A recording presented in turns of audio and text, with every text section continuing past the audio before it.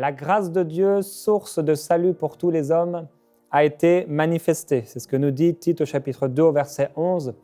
Et il nous enseigne à renoncer à l'impiété, au désir de ce monde et à vivre dans le siècle présent d'une manière sensée, juste et pieuse, en attendant la bienheureuse espérance et la manifestation de la gloire de notre grand Dieu et Sauveur, le Christ Jésus.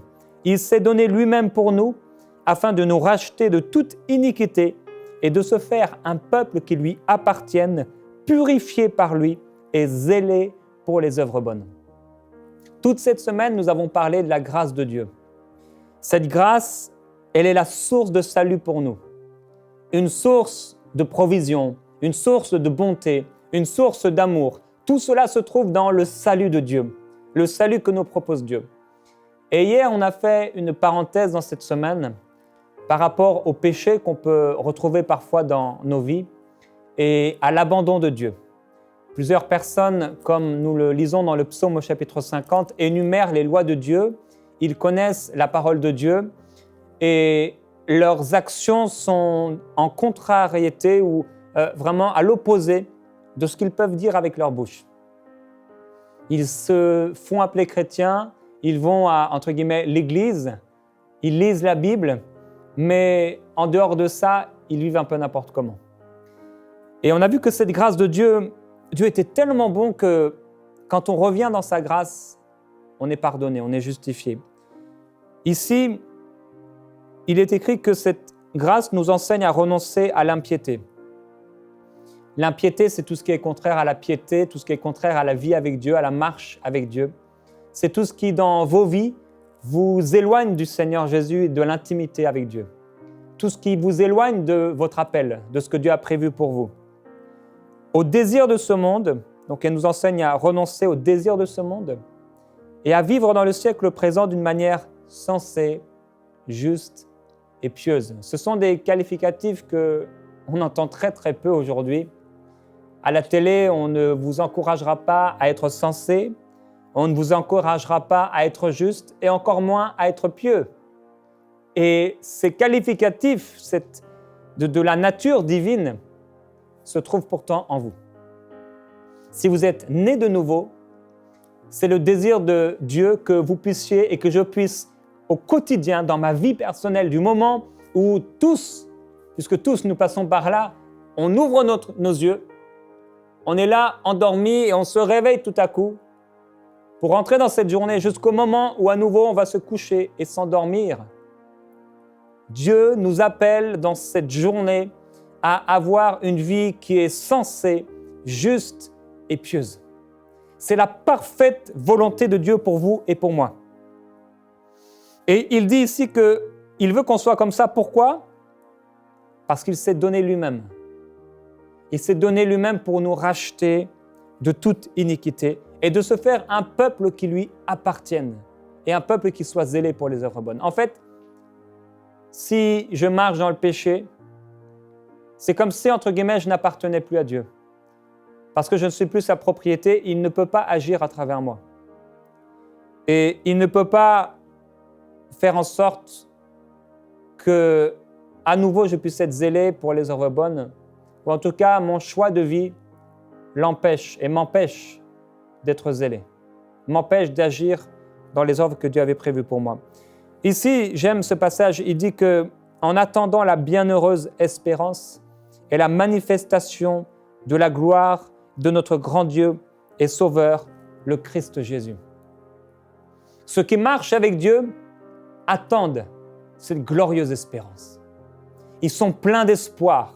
Ils attendent. C'est leur désir. Leurs cœurs ne sont pas portés vers les désirs de ce monde, mais leur cœur est porté vers cette bienheureuse espérance, celle que nous avons en Jésus-Christ. Maintenant, nous avons dit pendant cette semaine, on a parlé d'un passage qui se trouve dans Luc au chapitre 12, où Jésus va dire « Ne crains pas, sois sans crainte, petit troupeau », dans Luc 12, 32, « car votre Père a trouvé bon de vous donner le royaume. » Cette parole de Jésus se trouve rattachée à d'autres où Jésus parle de l'argent, Jésus parle du futur, il nous donne l'exemple de cet homme riche qui avait amassé beaucoup de biens et qui dit à son âme, mon âme, tu as beaucoup de biens, maintenant réjouis-toi. Et Dieu vient lui dire, mais insensé que tu es, cette nuit même ton âme te sera redemandée. Et ce que Jésus dit ici, c'est qu'on devrait être riche pour Dieu. Et il commence à dire à ses disciples, après avoir donné cette parabole, « Ne vous inquiétez pas, ne vous inquiétez de rien. Mais vous, après avoir dit « Ne crains pas, petit troupeau », il dit au verset 33, « Vendez ce que vous possédez, donnez-le en aumône. Faites-vous des bourses qui ne s'usent pas, un trésor inépuisable dans les cieux, où il n'y a pas de voleurs qui approchent, ni de mythes qui détruisent. » Certainement, radicalement, notre vie devrait être différente de celle du monde.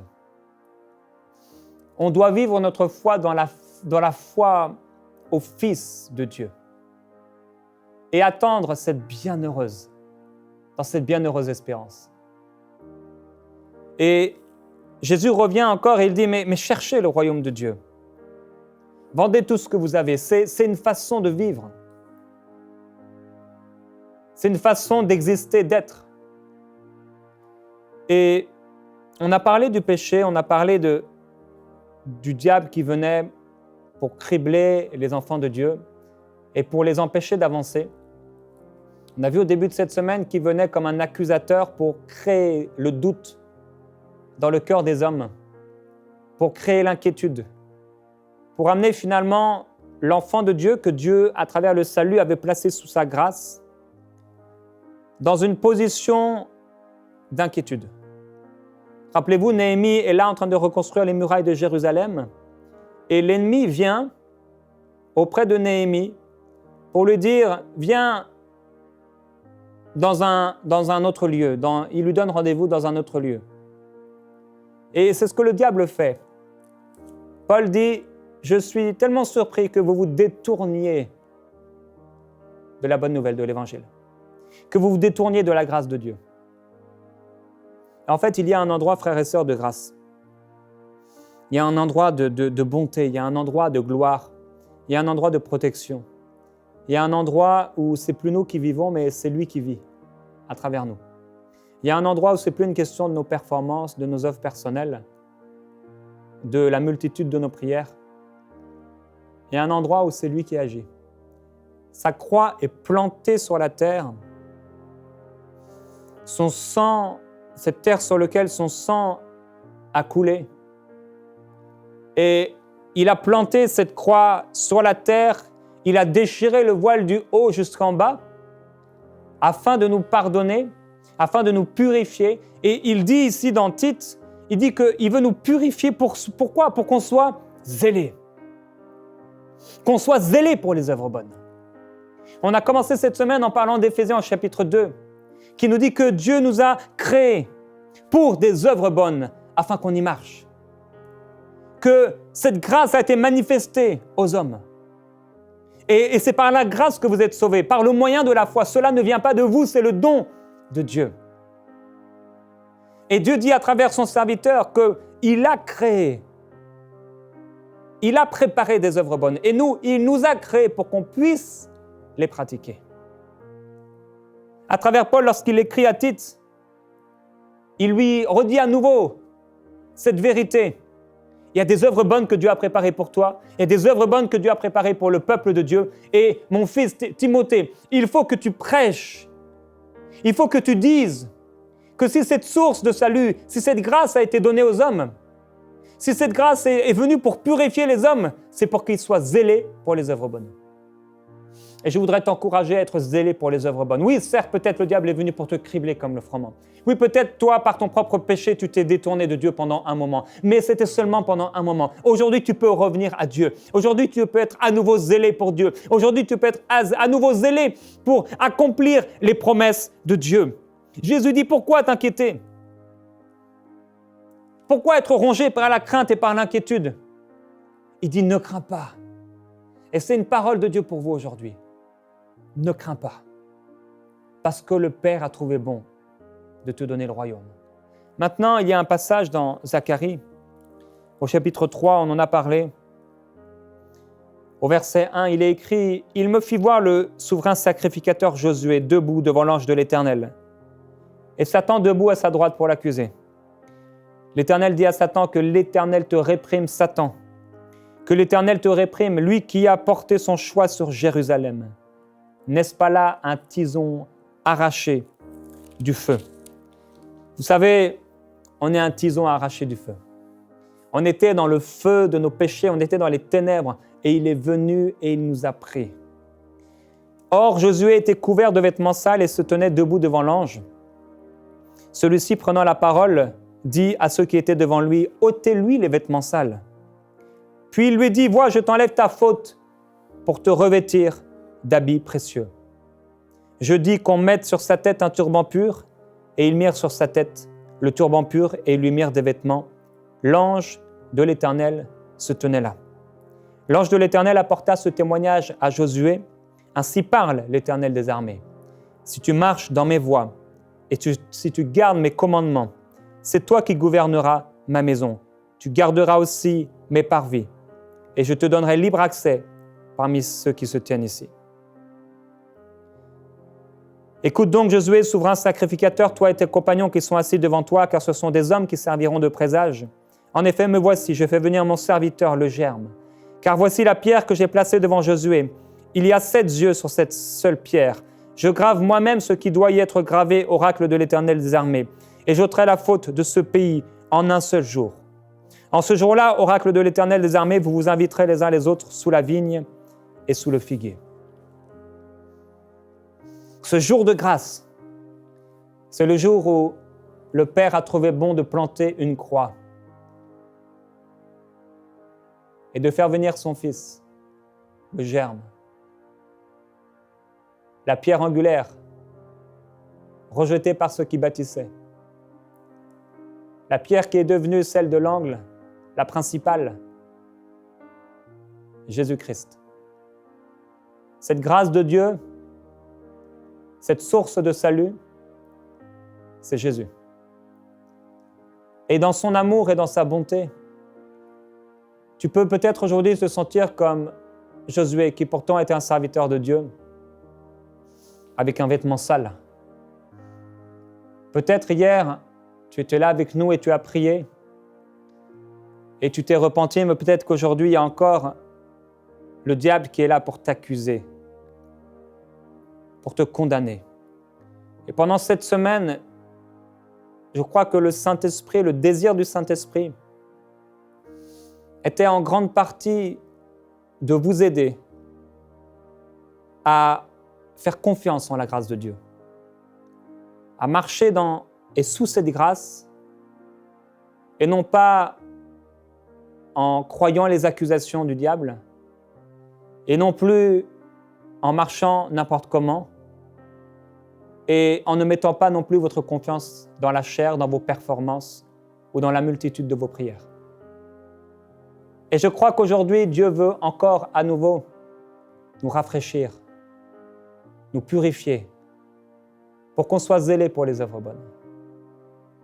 Et c'est pourquoi je voudrais vous encourager maintenant, si vous avez à la maison, soit un jus de raisin ou un jus quelconque, et si vous avez du pain, je voudrais qu'on prenne ensemble la Sainte Seine et la communion. Et je vais vous laisser aller dès maintenant, allez-y maintenant si vous le pouvez. Allez prendre du jus, si vous n'en avez pas, même de l'eau, peu importe, mais simplement se rappeler de ce que Jésus est venu faire. Prenez du pain, prenez ce fruit de la vigne, ça peut être du raisin ou autre, du jus de raisin. Au verset 3, je voudrais le relire pour vous. « Or, Josué était couvert de vêtements sales et se tenait debout devant l'ange.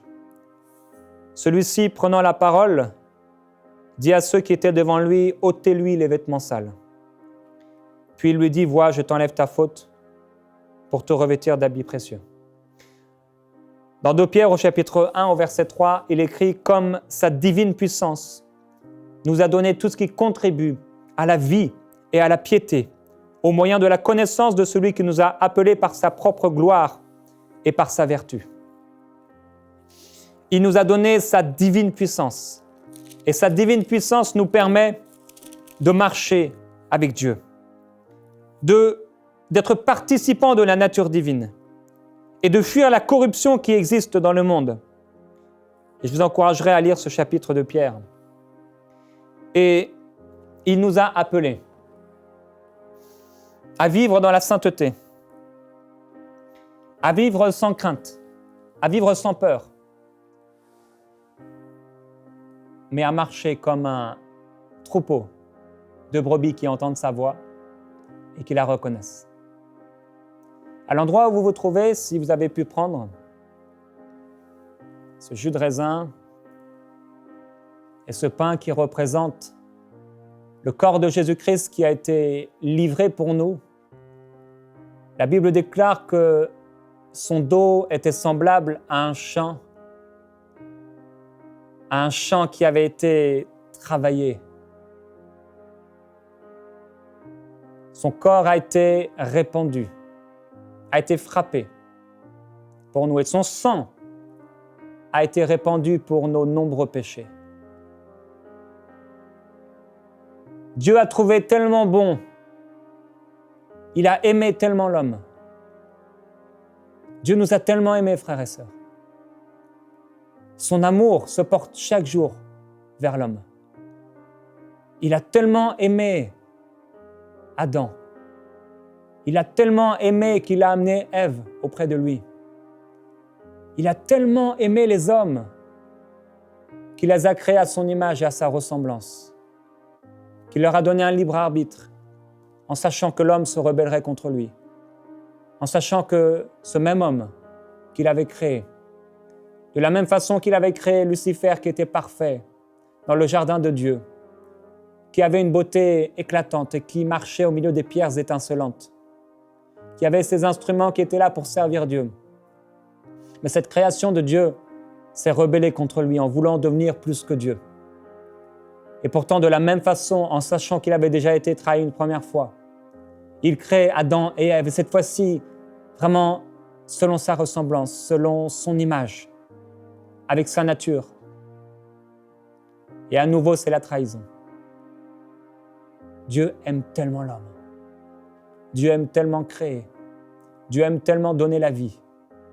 Et parce qu'il nous a aimés, il a amené la grâce de Dieu, source de salut pour tous les hommes. Jésus-Christ est descendu sur la terre. Il a montré le chemin. Il a aplani le chemin devant nous pour que nous n'ayons pas besoin de l'aplanir par nous-mêmes. Il a préparé le chemin. Il a déchiré le voile qui nous séparait de Dieu. Imaginez, frères et sœurs, aujourd'hui, on n'aurait pas la grâce de pouvoir lui parler. On n'aurait pas la grâce de pouvoir prier. On n'aurait pas la grâce de pouvoir ressentir sa paix, de pouvoir recevoir son amour, de pouvoir recevoir sa joie, de pouvoir recevoir cette assurance du salut. Mon lendemain est assuré. Oui, Dieu nous assure la paix, parce que tout ce que nous faisons, c'est Dieu qui l'accomplit à travers nous. Aujourd'hui, peut-être que tu te sens comme Josué, comme avec un vêtement sale et des vêtements sales. Peut-être que le diable est venu pour t'accuser. Mais nous pouvons dire ensemble, Père, merci parce que tu pardonnes tous nos péchés. Nous reconnaissons le corps de Jésus-Christ qui a été brisé pour nous. Il a été lacéré pour nous. Il a été frappé pour nous. Nous reconnaissons que le sang de Jésus a coulé pour nous. Et il est venu pour me purifier. Il est venu pour me laver. Il est venu pour me sanctifier. Tu as voulu me purifier et tu es descendu du ciel, venu mourir pour moi. À travers la croix, tu es venu pour que je sois purifié, afin que je sois zélé pour les œuvres bonnes. Et Père, aujourd'hui, nous voulons prendre l'engagement ensemble d'être zélés pour les œuvres bonnes. Aujourd'hui, nous regardons à toi. Nous fixons nos yeux sur toi. Nous nous arrêtons un instant pour se rappeler que tu es Dieu. Mon frère, ma sœur, s'il y a du péché dans ta vie, c'est le moment de t'en débarrasser une bonne fois pour toutes. Tu dis, mais j'arrive pas, je ne sais pas comment faire. La grâce de Dieu est pour toi. Maintenant, simplement humilie-toi devant Dieu et supplie-le maintenant. Dis-lui, Seigneur, donne-moi la force de pouvoir résister contre le péché, parce qu'il te donne la force de pouvoir tenir ferme contre les manœuvres du diable. Mais tu dois prendre la décision intérieure de ne plus pécher. Et alors que tu prends cette décision et que tu lui demandes pardon, il te pardonne parce qu'il t'aime. Le corps de Jésus a été livré pour nous. Son sang a coulé pour nous pardonner et pour nous guérir. Et c'est pourquoi, frères et sœurs, je crois qu'au moment où on va prendre ce corps, ce sang, à ce moment-là, même plusieurs vont être pardonnés et vont être guéris dans leur corps. Je crois même au nom de Jésus-Christ, c'est ce que je déclare maintenant, que vous allez être libérés de mauvais esprits, libérés d'addiction, libérés de rêves impurs. Je déclare qu'au nom de Jésus-Christ, alors que nous prenons ce qui symbolise la mort de Jésus-Christ, la nature divine à l'intérieur de nous se ranime. La puissance de Dieu se manifeste. Alléluia. Frères et sœurs, on peut prendre ensemble, si vous avez, ce qui représente le corps de Jésus-Christ, et se rappeler que ce corps a été tellement maltraité. Il a été frappé pour nos péchés. Il a été frappé pour nous donner la vie. Son amour nous donne la vie. Son amour nous rend libres. Il dit, si on t'attaque, cela ne viendra pas de moi. Jésus s'est relevé devant lui comme un rejeton, comme une racine qui sort d'une terre assoiffée. Il n'avait ni apparence ni éclat pour que nous le regardions, et son aspect n'avait rien pour nous attirer. Méprisé et abandonné des hommes, homme de douleur et habitué à la souffrance, semblable à celui devant qui on se voile la face, il était méprisé, nous ne l'avons pas considéré. C'est encore le temps, mon frère, ma sœur, mon ami. Si tu as méprisé Jésus-Christ, si tu as laissé Jésus-Christ de côté, si tu lui as même peut-être craché dessus, si tu as rejeté sa grâce, si tu t'es moqué de Jésus, aujourd'hui tu peux demander pardon à Dieu et le recevoir. Certes, ce sont nos maladies, nos souffrances, nos infirmités qu'il a portées. C'est pourquoi on peut prendre aujourd'hui ce qui représente le sang de Jésus. Et alors que ce qui représente son sang coule en toi, je crois que son sang est là pour te purifier, te pardonner, te donner la vie. Son sang a été répandu abondamment pour le pardon de nos péchés. Et il dit, certes, ce sont nos maladies, nos souffrances qu'il a portées. Et c'est pourquoi maintenant, je veux prier pour tous les malades. Si vous êtes malade, maintenant, recevez la guérison. Père, je déclare que, à cause des souffrances de Jésus-Christ, cette personne qui est là est maintenant guérie. Je déclare au nom de Jésus à cette maladie de disparaître. J'ordonne à toute maladie maintenant, à tout esprit impur, de quitter ce corps. Au nom de Jésus. Le sang de Jésus purifie cette personne. Le sang de Jésus purifie ce corps. Le sang de Jésus vous couvre maintenant. Démon, tu sors de cette personne. Tu quittes maintenant cette personne. Toute oppression spirituelle s'en va, disparaît maintenant. Je déclare que la présence du Seigneur Jésus vous couvre et vous purifie, afin que vous soyez ce peuple zélé pour les œuvres bonnes. Seigneur, merci. Merci pour ton amour, merci pour le sang de Jésus-Christ. Ce sang qui nous couvre, ce sang qui efface nos péchés. Tu nous dis de ne pas craindre. Et nous refusons maintenant l'inquiétude. Nous refusons la crainte. Nous refusons les accusations mensongères. Soyez guéris de cette maladie. Soyez guéris au nom de Jésus-Christ, de ce trouble. Il y a une personne qui a des troubles à la digestion. Soyez guéris maintenant. Tout problème de foie, tout problème d'intestin est guéri maintenant. Problème cervical, c'est guéri au nom de Jésus-Christ. D'urticaire, c'est guéri maintenant au nom de Jésus. Des pieds, ce qui s'appelle des pieds beaux, soyez guéris au nom de Jésus-Christ. Gloire à Jésus-Christ. Tout problème d'arthrite est guéri. Quelqu'un qui a un problème à la vésicule biliaire, soyez guéris maintenant même. Recevez maintenant par la foi. Par la foi votre guérison. Au nom de Jésus.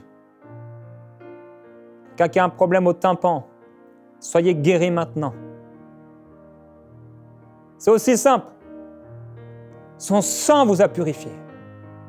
Son corps a été frappé parce qu'il a porté vos maladies et il a porté vos souffrances afin que vous soyez en bonne santé pour le servir. Pour le servir. Toi qui es paralytique, lève-toi maintenant au nom de Jésus. Lève-toi par la foi. Toi qui es boiteux, maintenant marche au nom de Jésus. Toi qu'on a appelé infirme, maintenant sois guéri. Je déclare la glorieuse liberté des enfants de Dieu. Je déclare la gloire de Dieu sur toi, la puissance de Dieu sur toi. Ça jaillit du ciel et ça te traverse maintenant. De la tête aux pieds, la puissance de Dieu te traverse. Maintenant, comme une épée de gloire, une épée de guérison, une épée de puissance, de restauration, de salut. Au nom de Jésus. Reçois par la foi. Il nous a sauvés par la grâce, par le moyen de la foi. Et de la même façon que nous croyons pour notre salut, croyons pour la guérison. Soyez guéris au nom de Jésus-Christ. Et continuez à marcher dans sa grâce, dans son amour. Et soyez zélés pour les œuvres bonnes. Je ne sais pas en cette semaine ce que le Saint-Esprit vous a rappelé. Je ne sais pas quels sont les plans, les promesses, les projets que Dieu vous a rappelés. Mais je vous en supplie, je vous encourage, frères et sœurs, mon ami, sois zélé pour cette chose-là. Mets tout ton zèle, réorganise ton agenda, change tes priorités, mets de l'argent de côté s'il le faut pour ce projet, mais fais ce que le Seigneur te met à cœur, parce que beaucoup de sacrifices ne font rien, mais l'obéissance plaît au cœur de Dieu. Envoyez-nous vos sujets de prière à prière@enseigne-moi.com.